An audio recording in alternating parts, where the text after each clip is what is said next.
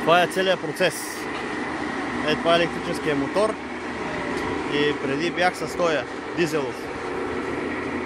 И сега го смених с електрическия.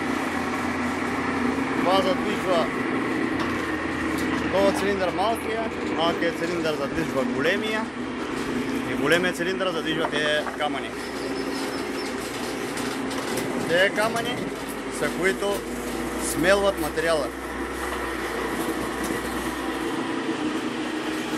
Това е което мели материала. И материала е това, което вижда долу, тая пръст, тези камъчета. Това е материала. Този материал има злато.